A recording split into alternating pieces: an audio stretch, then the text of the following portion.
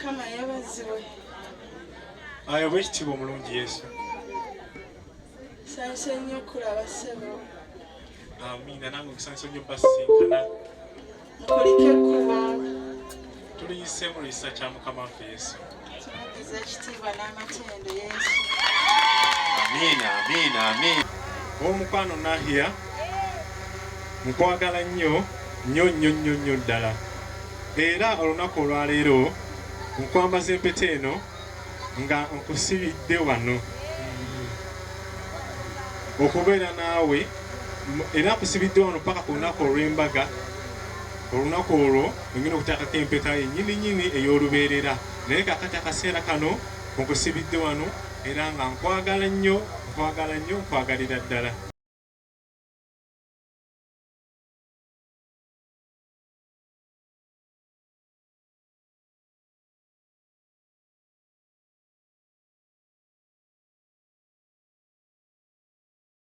Nga tusanyuse nnyo okusanga mukwano gwaffe Nahiah. Mukama yeebazibwe kubanga atusinkaniza olunaku olwaleero. Bannange ng'onyumye nnyo mu linnya lya Yesu. Kati ate awo oli ayogererawo nti nze namulabirawo era nze yali tayagala nakumpa kafuba. Mwana wange Nahiah, kano ke kadde naawe k'ofunye obafukamizeeko. Bafukamizeeko mukadde kano.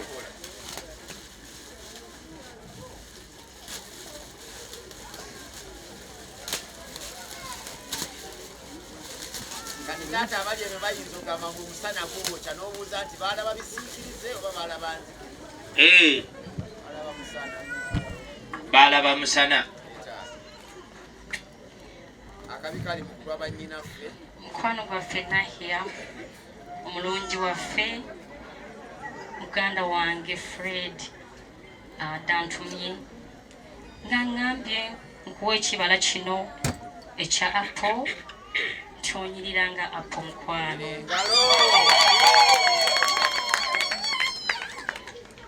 Era nga twagala ng'onyirire nga bw'oti lubeerera maaso ge mukwano. Era nga kino ekimuli ekyeru ekiri kuno ku kimuli kyaffe otangalijjenga kubanga oli munyeenye yaka.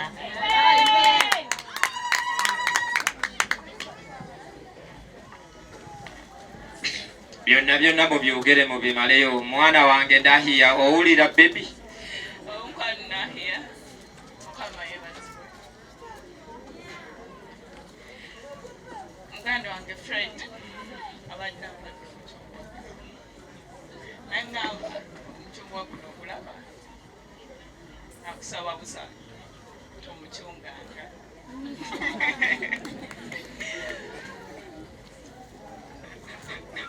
Omwagala Nahiah, Yesu yeebazibwe. Weebale kunyuma. Musajja mutamuze nga bw'oteekateeka abantu abo. Nange Fred antumye. Laba kano akasengejja. Ebigambo biba bingi n'enfuna by'okola ki by'osengejjamu. You're most welcome, Nahiah. You look so beautiful. Kale mwana muwala olina kashimayiro. Now, my brother Fred has sent me to tell you that I think this bottle of Fanta, that you're fantastic and you always be fantastic. Wow. We love you so much. Mulamu nga alina okwagala eri omukyala.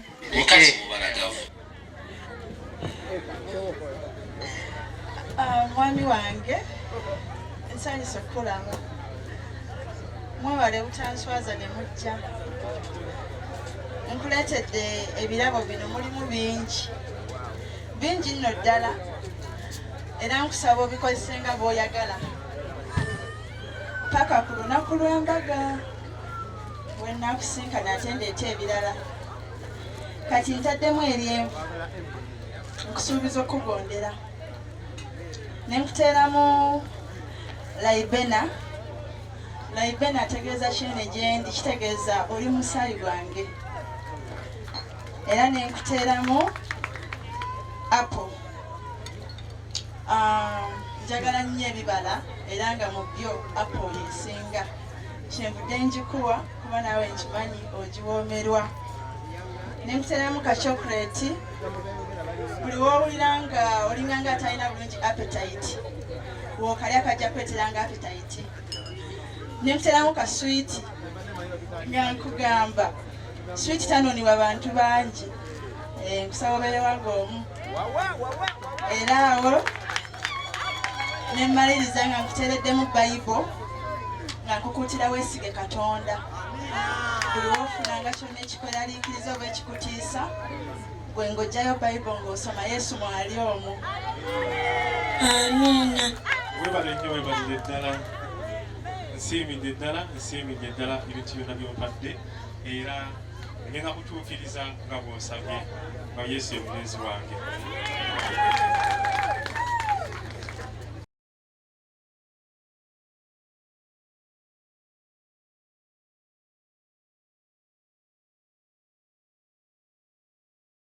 Nahiah namuzaako waggulu n'amuwa ag ey'abakiga. Ekyo kikulu nnyo. Era n'amugamba nte naawe kalirako wano wansi. Mwana mulenzi nakkalirako awo wansi. Mwana muwala naye namusapootinga n'akakkana. Meetu n'ateeganya n'aleeta ekijjulo kyabwe. Meetu n'ateeganya. Tewali aliisa munne. Emikono mugiyisiŋŋanye weegiti buli topapa. Bino ebintu bigenda omukolo gwammwe bagukwata butereevu. Kaakati mumaze okwekubaganyaamu awo kati asooka okumalawo keeke ge yasinga laavu.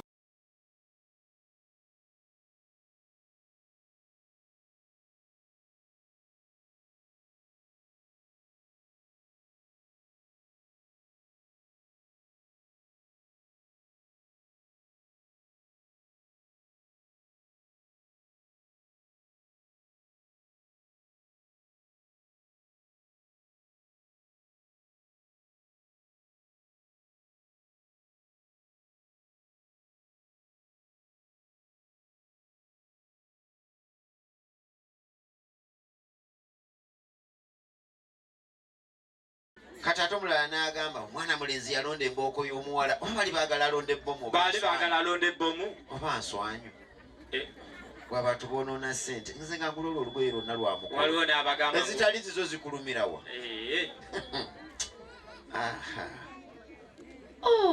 Omugole ayakanga golodi. Lekeraawo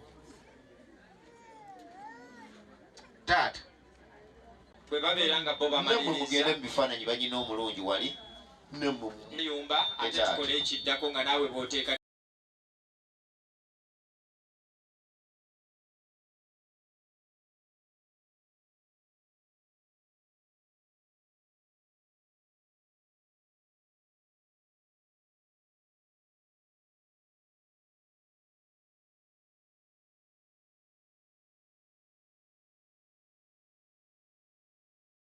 aveeyo agende namayumba kati ate abantu babitaddemu feeling eryena aboogera mukale mwekoze naffe twaliwo okwo kati naffe bwe tutuula bannaffe tebakyatusemberera ebyo byammwe bannange mujje feeling mu mikolo gy'abannammwe bannange bagambeko. Egenda ebiseera ebisinga omukazi singa akwata ekkubo n'akutwala n'akwanjula eri famire ye oba omusajja singa akwata ekkubo n'akutwala n'akwanjula eri famire ye ne bwebanga simple introduction kiba kitegeeza nti akakasiza mu mutima gwe muntu gw'ayagala okubeera involved naye mu relationship egenda okulastinga forever.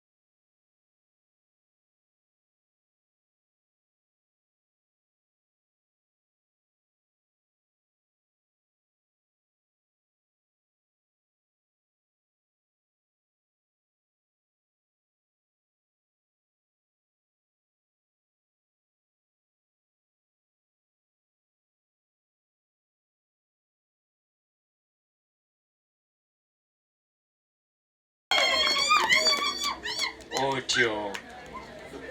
Kaakati sooka okkakkaneko oyo omusajja mutambuze akumpiira akakasu k'ebigambo.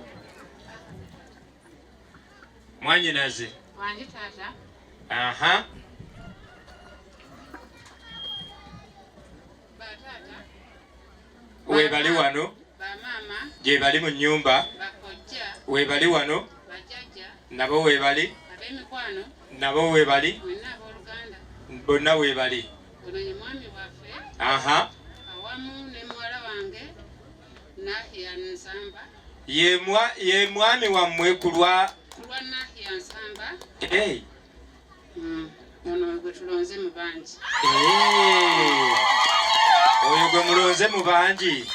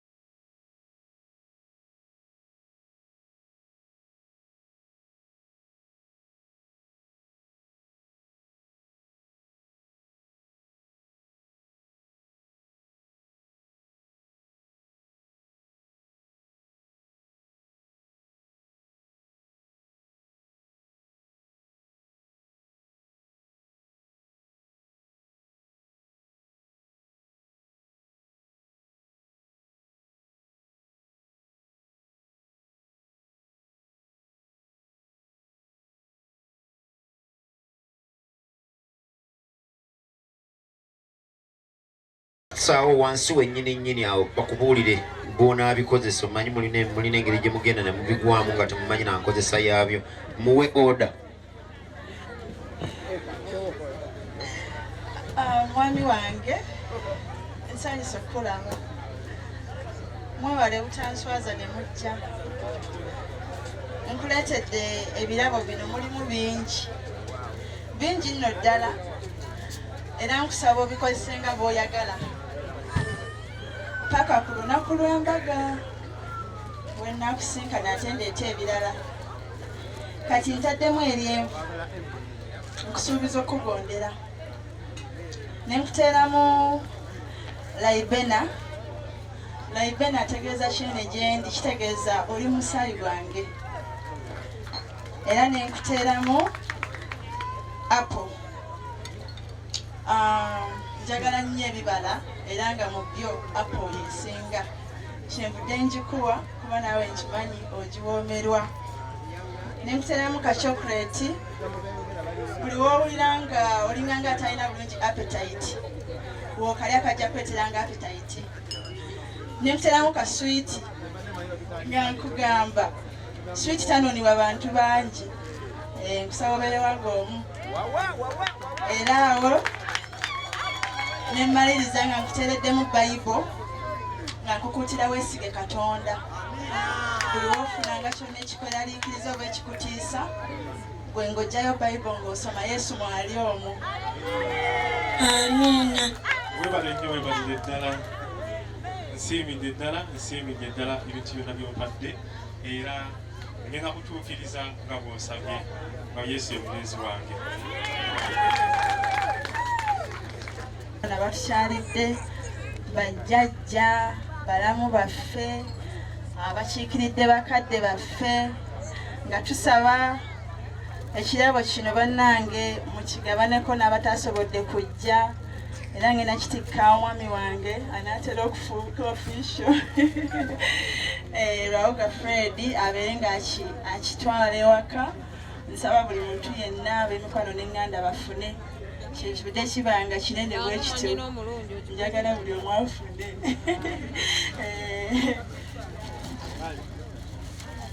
Tubasabira okutambula obulungi Mukama yabakulembedde nga mujja era bakulembere n'amaddayo. Tusanyuse nnyo mwebale kumpesa kitiibwa mwebale kujja na buli kyonna kye musobodde okuleeta Mukama bawe nnyo omukisa. Yes. Kale tusimbule. Sabyuma! Abali wano Mukama bampere omukisa etabikeki ya UBC. Mukama bampere nnyo omukisa aba UBC TV ne ttiimu era nga nsaba nammwe TV nga ekikolagana wamu akalabo kano kagende eri awammwe. Omwami ow'akasaale Kojja kwako. eya UBC TV ino mukulu Kisubi Jackson webale kutukiikirira aba UTV bonna webale kutulinnyira mu musaayi Kama batuwere nnyo omukisa. Tulinawo ab'akasaale bannange aba Top TV era nammwe tubaaniriza nnyo mwebale ku omukulu Director Yusufu Kinene egawagaye gwe togenda kuntumira mwana gwe wenyini gwogenda okunneekwatira omukolo Mukama akutuwere nnyo omukisa ssebo mubale tuzanyira bintu bituyigiriza temusubwa akasaale ssaawa 2 ku Top TV kabeerayo buli lunaku. Yes, so abasigadde mmwe muli bawaka tugenda kulya tunywe paka gye tunaakolerera buli ekyakulya kyonna weekiri bantemezaako ne baŋŋamba buli omu kozesa nga bw'oyagala. Amiina. Kale